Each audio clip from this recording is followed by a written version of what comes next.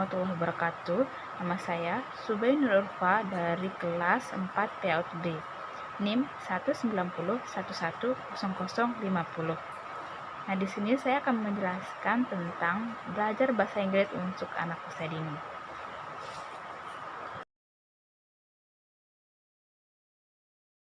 Materi yang pertama itu di Young Language Learner, belajar berbahasa yang mudah. Nah, di sini anak-anak dibagi menjadi 2 tahap pembelajaran, umur 5-7 tahun dan umur 8-10 tahun. Nah, yang pertama itu 5-7 tahun. Mereka mampu menyatakan apa yang mereka lakukan, seperti I am eating right now. Saat guru menanyakan what are you doing now, anak-anak mampu menjawabnya I am studying now. Meskipun pertanyaan-pertanyaan untuk anak itu masih basic, yang masih mudah-mudah pertanyaan dan anak mampu menjawabnya. Yang kedua itu mereka mampu menyatakan apa yang telah dilakukan atau yang dicapai. Selanjutnya mereka mampu berargumen, meskipun argumennya itu masih basic, masih tahap awal atau masih permulaan untuk anak-anak. Mereka sudah mampu menyatakan alasan-alasan secara logis, seperti dia sudah mampu menyatakan kenapa harus makan. Dia mampu menjawab alasannya kenapa dia harus makan, supaya bisa kenyang, dan saat kita kenyang kita bisa beraktivitas yang lain. Dan masih banyak lagi pertanyaan-pertanyaan yang anak mampu jawab yang masih basic. Selanjutnya mereka mampu menjelaskan apa yang mereka lihat, seperti contohnya itu anak melihat seekor semut sedang membawa makanan. Anak-anak sudah mampu menceritakan apa yang mereka lihat kepada orang lain, meskipun ceritanya itu cerita pendek versi anak-anak. Mereka mampu mengetahui interaksi sebelum mengetahui bahasa, karena sejak bayi anak-anak sudah diajarkan berinteraksi sama orang tuanya. Bahkan dalam kandungan ayah sering bertanya-tanya kepada perut seorang ibu. Itu interaksi antara ayah dan anak saat dalam kandungan. Menurutnya, language skill anak lebih mampu sebelum mengetahui arti dari bahasa tersebut. Konsentrasi anak sangat pendek, sekitar 10-15. Jadinya saat kita mengajar, kita tidak bisa memaksa anak belajar secara fokus, tetapi anak belajar itu dengan cara belajar sambil bermain, karena dia mempunyai konsentrasi yang jangka pendek. Selanjutnya sudah membedakan fakta dan passion.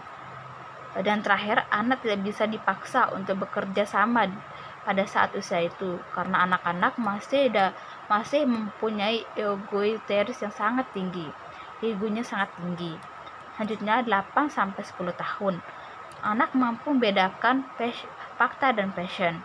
Maksudnya anak pada usia ini memberikan pertanyaan yang begitu banyak, seperti saat anak menanyakan kepada ibu atau ibu gurunya, "Ibu, kenapa burung bisa terbang? Kenapa langit warnanya biru? Kenapa pohon warnanya hijau?" Itu adalah masih banyak lagi pertanyaan-pertanyaan anak saat umur 8-10 tahun.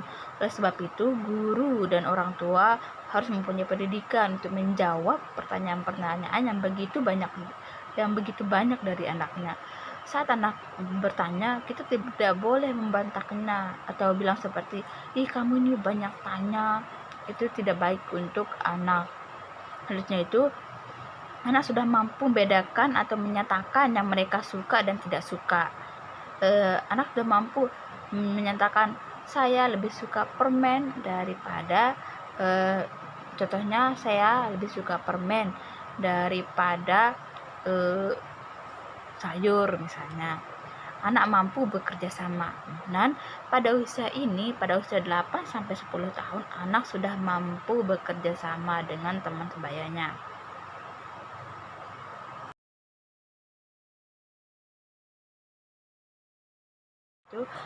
What this means for our teaching, apa arti dari pembelajaran kita? Yang pertama itu, hanya kata-kata tidak cukup untuk pembelajaran anak, tetapi harus dibarengi dengan ekspresi dan mimik wajah. Seperti saat kita mencontohkan marah, kita mimik wajah kita harus marah. Dan contohnya lain, saat kita menjelaskan tentang burung terbang, kita harus dengan gerakan tubuh seperti burung terbang, kepakan sayap, sambil kita mengekspresikan tangan kita terbuka dengan lebar dan mengepakkannya. Selanjutnya, harus menggunakan bahasa Inggris saat mengajar bahasa Inggris, tetapi bahasa Inggris yang masih dasar, yang mampu dipahami oleh anak. Dan tidak lupa dibarengi dengan body language atau ekspresi. Dan selanjutnya itu, memberikan contoh yang mudah dipahami atau yang ada di sekitar lingkungan. Selanjutnya yang terakhir itu, jangan mengadakan potensi atau kelompok, karena anak-anak belum mampu pada usia itu untuk dikelompokkan atau untuk berkompetensi, karena anak-anak nanti saat dia menerima kekalahan, dia bakalan menangis karena tidak menang. Selanjutnya itu, anak tidak diajarkan grammar. Kenapa? Karena pada umur seperti itu, anak-anak tidak patut untuk diajarkan grammar karena mereka masih belajar sambil bermain. Cukup kita mengucapkannya dengan kalimat yang baik dan benar dengan grammarnya. Tapi jangan kita mengajarkan anak langsung dengan formula grammar ini. Misalnya, contohnya habitual harus menggunakan verb 1, verb ring, harus tambah to be dan lain-lain. Itu tidak patut untuk anak karena dia tidak mampu belajar seperti itu. Cuman kita mencontohkan tentang grammar yang baik dan benar, nanti anak akan mengucapkannya sendiri dengan baik dan benar. Seperti I am eating right now, itu harus baik dengan grammarnya. Tapi jangan menjelaskan grammar panjang lebar, cukup pengucapannya dengan grammar yang baik dan benar. Selanjutnya itu, jangan beri penilaian pada anak saat terakhir pembelajaran, tapi berikanlah penilaian saat proses pembelajaran. Manajemen and atmosphere. Beberapa guru yang ideal. Pertama itu memiliki humoris. Guru harus memiliki humoris yang tinggi. Selanjutnya, berwawasan yang luas, menyesuaikan diri dengan anak, dan sabar. Memiliki wawasan luas supaya guru bisa menjawab pertanyaan-pertanyaan anak tersebut, karena anak pada masa ini dia akan bertanya lebih banyak hal dan guru harus bisa menjawabnya. Tentunya guru harus sabar menghadapi anak-anak. Selanjutnya, kemampuan untuk mengajar anak bahasa Inggris. Pertama, guru harus mampu mengekspresikan mimik wajah, bicara, atau omongan. Selanjutnya, mampu menjadi artis dan mampu menggambar dengan baik. Jadinya guru TK itu harus mampu menggambar dengan baik, misalnya menggambar mobil, menggambar pohon, menggambar binatang, dan lainnya, karena anak tertarik dengan hal-hal tersebut. Selanjutnya, tingkah laku guru menghargai murid, realistis, tidak menuntut anak secara berlebihan, dan tidak membedakan anak satu dengan anak yang lainnya. Selanjutnya, yang harus ada di ruangan kelas itu seperti kalender, gambar murid. Gambar murid ini adalah gambar murid yang ditempelkan di papan atau tembok, itu karya anak yang menggambar. Selanjutnya, tanaman, hewan ini seperti boneka hewan dan lain sebagainya. Segala jenis objek yang menarik, karena anak-anak sangat tertarik dengan hal-hal yang membuatnya penasaran gitu. Apapun yang menambah karakteristik ruangan, tapi menyesuaikan diri dengan ruangan. untuk belajar. Selanjutnya itu harus ada memiliki English corner. Nah, guru harus memiliki English corner itu. English corner itu bisa seperti ruangan. Kalau emang tidak ada ruangan, bisa menggunakan lemari atau bisa menggunakan rak-rak. Fungsi dari English corner ini adalah untuk menyimpan barang-barang perlengkapan bahasa Inggris, sehingga jika dibutuhkan bisa diambil kembali dan tidak susah untuk mencarinya. Jadinya usahakan guru harus memiliki English corner. Ring the desk itu ada susunan bangku di kelas. Ada ring the desk A, B, sama C. Nah, yang A itu seperti yang gambar yang saya sediakan di PPT-nya itu. Ada 4 bangku di sebelah kiri depan, 4 bangku di sebelah kanan depan, dan ada di belakang 4 bangku, dan di sebelahnya juga 4 bangku, dan di tengah-tengah 4. Tapi itu tergantung juga bagaimana jumlah siswanya. Nah, di sini ring the desk itu manfaatnya itu guru dapat mengajar seluruh kelas dengan mudah. Tentunya guru dapat memiliki kerja kelompok. Jadinya saat kita membagi anak untuk bekerja kelompok, dia bisa mengkelompokkan dengan teman sebangkunya 4 orang, dan seterusnya. Tentunya baik bagi siswa untuk duduk dengan kelompok, bahkan jika mereka melakukan tugas individu atau kelas, karena jauh lebih baik bagi mereka untuk berbicara satu sama lain. Jadi mulai berbicara dengan teman sekelompoknya dengan bangkunya. Tentunya memungkinkan melakukan pekerjaan berpasangan, dan di sini juga bisa digunakan untuk bermain games, dan bermain dialog.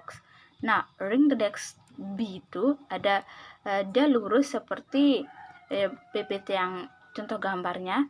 Dia lurus seperti bangku-bangku pada biasanya. Di sini guru dapat dengan mudah melakukan pekerjaan berpasangan. Itu tidak mendorong komunikasi, karena kan anak di depan, dia hadap depan semua, dan berjarak, jadinya itu anak tidak bisa berkomunikasi. Selanjutnya ini ring the desk B ini tidak cocok untuk perkembangan bahasa, karena dia tidak bisa berbicara dengan anak murid yang lain. Selanjutnya gambar yang terakhir, bangku itu ring the desk C. Itu kayak bentuk V ya, bentuk ruangan bangkunya bentuk V. Hanya susunan C bekerja dengan cara sama dengan susunan B, tapi lebih fleksibel, dan tingkatan I dengan ruangan di tengah kelas. Jadinya bisa luasa, bisa bermain game juga dengan ring the desk C.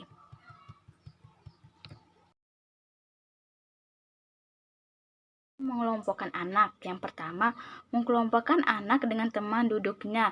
Usahakan tidak dengan teman yang berjauhan, dan usahakan teman duduknya itu tidak ada masalah dengan anak tersebut, sehingga itu lebih mudah untuk mengelompokkannya, dan dia tidak bertengkar. Selanjutnya, jangan memindahkan kursi dan meja, tapi pindahkan saat butuhnya saja. Karena saat kita membuat kelompok dan memindahkan kursi dan meja itu membuang-buang waktu. Selanjutnya, tetapkan rutinitas untuk bekerja berpasangan, sehingga ketika guru bilang sekarang kerja berpasangan, maka anak mudah untuk mencari temannya. Waspada anak yang tidak menyukai satu sama lain. Lakukan yang murid inginkan, sehingga mereka bisa berpasangan satu sama lain. Selanjutnya itu kerja kelompok. Yang pertama, memperkenalkan kerja kelompok. Nah, guru sebelum menyuruh anak-anaknya untuk bekerja kelompok, jadinya guru harus menjelaskan terlebih dahulu apa sih yang harus dilakukan untuk bekerja kelompok dan sebagainya. Selanjutnya, mulailah dengan memilih kelompok dengan cara terpisah dari anggota lainnya. Jadinya guru bisa memilih kelompok, guru bisa memilih anak kelompoknya. Mungkin kelompok A yang ini, kelompok B yang ini, kelompok C yang ini, dan sebagainya. Kemudian guru dapat melanjutkan dengan memperkenalkan kelompok. Selanjutnya itu mulailah dengan hanya satu grup. Nah, saat melakukan tugas ya kita switch atau bisa dipilih oleh guru mana kelompok yang maju terlebih dahulu supaya susunan pelajaran itu bisa berjalan dengan baik. Jalani proses dengan semua kelompok sebelum memberikan seluruh kelas bekerja dalam kelompok dalam waktu yang sama. Selanjutnya, batasi jumlah kelompok, karena kalau tidak dibatasi jumlah kelompok nanti akan ada yang kelompok banyak kan, ada yang kelompok lebih sedikit, jadinya guru harus membatasi jumlah kelompok. Mungkin ada 3 kelompok, dalam satu kelompok itu ada 3 orang dan sebagainya. Classroom language yang pertama mengajarkan anak bahasa Inggris seperti maaf saya tidak tahu, I'm sorry, I don't know, miss atau Mister dan lainnya. Selanjutnya ada juga bentuk lain seperti saya tidak mengerti, I'm sorry, I don't understand dan lain sebagainya. Itu kita harus mengajarkan anak bahasa-bahasa yang basically, yang mudah terlebih dahulu, untuk mengatih pronunciation anak, dan anak bisa juga ingatannya saat kita mengajarkan anak saat pada kecil, dia akan lebih mudah menghafalnya dan lebih lama untuk mengingatnya, bahkan bisa sampai dewasa. Selanjutnya itu membantu perkembangan bahasa Inggris anak di dalam kelas maupun di luar kelas. Anak-anak dikelompokkan dengan anak-anak yang lebih pintar. Jadi dalam satu kelompok itu usahakan ada anak yang lebih dari anak-anak yang lain, sehingga anak-anak yang lain bisa belajar di anak tersebut dan lain sebagainya. Berikut beberapa tahapan yang harus dipelajari oleh anak. Yang pertama, cobalah untuk menggunakan bahasa Inggris sesering mungkin.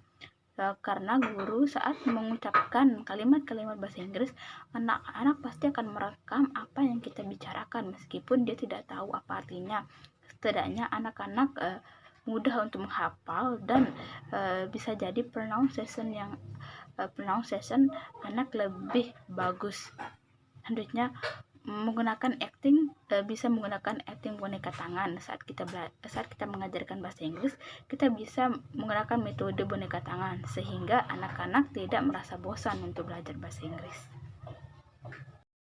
Itu decide word berdasarkan satu topik besar. Pembelajaran harus menyangkut pautkan dengan topik pada hari itu. Usahakan jangan sampai keluar topik. Seperti gamenya harus bersangkut pautkan dengan topik hari itu, nyanyiannya juga, atau lain sebagainya. Misal contohnya sekarang topiknya tentang tumbuh-tumbuhan, tentang hewan, contohnya tentang hewan. Jadinya game-game harus bersangkutan dengan materi hari itu, yaitu tentang animals. Selanjutnya juga nyanyiannya juga bisa pakai nyanyian yang menyangkut pautkan dengan animal, seperti ada satu nyanyian yang dulu saya diajarkan bahasa Inggris tentang animals. Butterfly kupu-kupu, jirap-jirapah, bis ikan, dog anjing, monkey kera. Itu adalah salah satu contoh nyanyian untuk anak usia dini tentang bahasa Inggris. Selanjutnya itu yang dilakukan saat mengajar menggunakan topik based word, mengkaitkan pembelajaran dengan pengalaman atau apa yang disukai anak, seperti apa yang disukai anak pada zaman seperti itu. Seperti sekarang zamannya anak-anak suka sekali dengan bus kayu. Nah, kita juga harus menyangkut pautkan materi itu dengan apa yang disukai anak, sehingga anak merasa tertarik untuk belajar. Selanjutnya, anak dapat mengkaitkan dengan word, foundation, structure, and situation. Fleksibel untuk digunakan di kelas dan berkaitan satu sama lain, dan semua skill distimulasi. Beberapa langkah yang harus dilakukan oleh seorang guru sebelum pembelajaran. Yang pertama, memilih topik. Jadinya di sini guru harus memilih topik jauh hari sebelum pembelajaran berlangsung. Selanjutnya, tentukan waktu pemateri. Yang pertama, berapa menit untuk pembukaan, berapa menit untuk kegiatan inti, dan berapa menit untuk penutupan. Tapi biasanya kegiatan itu akan lebih banyak memakan waktu, akan lebih banyak dibutuhkan waktu daripada pembukaan dan penutupnya. Selanjutnya, teks yang bersuara bisa yang lainnya. Function dan situation, word, kata-kata, bermain peran bisa yang lain tergantung topik pengajaran anak. Mengulang kalimat berulang-ulang dengan grammar, tetapi jangan ajarkan anak grammar secara detail. Seperti misalnya bird playing, jadinya kita harus mengajarkan anak secara berulang-ulang, tapi jangan mengajarkan grammar, tapi kita bisa memasukkan grammar dalam kalimat tersebut. Dan terakhir itu penilaian. Jangan memberikan penilaian di akhir pembelajaran, tapi berikanlah penilaian saat proses pembelajaran berlangsung.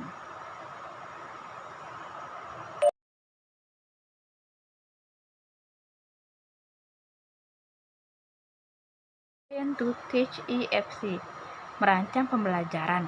Alasan untuk merancang proses pembelajaran. Yang pertama, memudahkan guru untuk mengajar pembelajaran di kelas. Jadinya guru harus sudah punya rancangan proses pembelajaran sebelum dia masuk ke dalam kelas. Mampu mengelola waktu.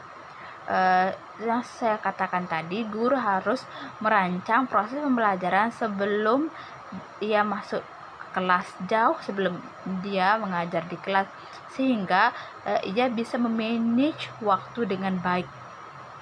Selanjutnya, apa saja yang dibutuhkan saat proses pembelajaran.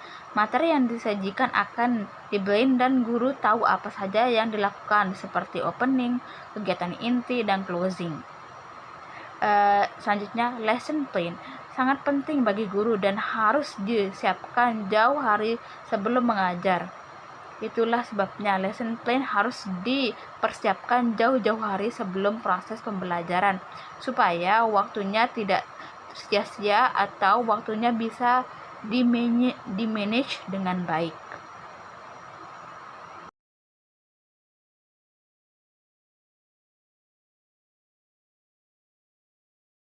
Lesson planning. Nah, lesson planning dibutuhkan sebelum pembelajaran dimulai, bahkan jauh hari sebelum pembelajaran dimulai. Menulis dengan detail apa saja aktivitas yang harus dilakukan di dalam kelas, seperti menulis dengan detail berapa menit opening yang saya bilang sebelumnya, berapa waktu yang dibutuhkan kegiatan inti dan closingnya. Menurutnya itu harus ditulis dan ditata dengan sedetail mungkin agar waktu pembelajaran tidak disia-siakan atau tidak terbuang sia-sia. Beberapa hal pembuatan perencanaan pembelajaran. Membuat rancangan sesimpel mungkin bisa dipahami. Usahakan dikaitkan dengan materi sebelumnya. Jadinya sebelum pembelajaran dimulai saat opening, guru juga bisa mereview atau mengulang pelajaran-pelajaran yang sebelumnya agar anak-anak tidak lupa.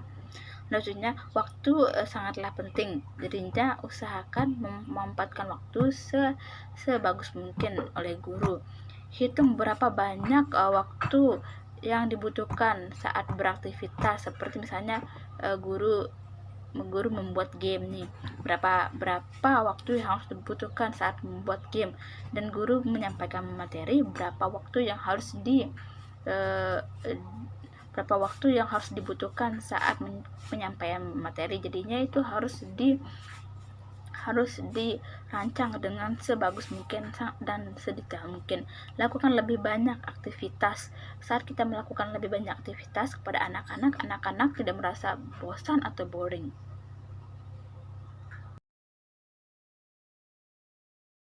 Baiklah, di sini guru yang baik akan membuat pertanyaan di akhir supaya ada bahan evaluasi ke depannya supaya lebih baik. Selanjutnya, contohnya apakah anak paham dengan pelajaran yang saya sampaikan, atau apakah pembelajaran yang saya rancang berjalan dengan baik atau tidak. Selanjutnya, apakah murid suka saat saya mengajar, dan apakah saya menjalankan peran yang baik, atau apakah tiap tahapan berjalan dengan baik. Itu guru yang baik pasti akan menanyakan hal-hal tersebut supaya ada bahan evaluasi ke depannya, dan ke depannya dia mengajar dengan yang lebih baik dari sebelumnya. Media in teaching EFC dibagi menjadi 3. Yang pertama, materi yang bisa dikreasikan dengan guru dan murid. Contohnya itu pohon angka. Pohon angka yang dibuat dari kertas karton, dan guru dan murid bisa mengkreasikan atau menggambar pohon dan menempelkan angka-angka. Itu adalah media kreasi dari guru dan murid. Selanjutnya itu media yang bisa dibeli. Contohnya itu puzzle, terus itu bisa puzzle. Selanjutnya itu balok dan lain sebagainya. Selanjutnya materi yang tidak bisa dibeli atau dikreasikan tetapi bisa dikumpulkan, seperti plastik bekas. Kita bisa menggunakan plastik bekas membuat bunga dan sebagainya.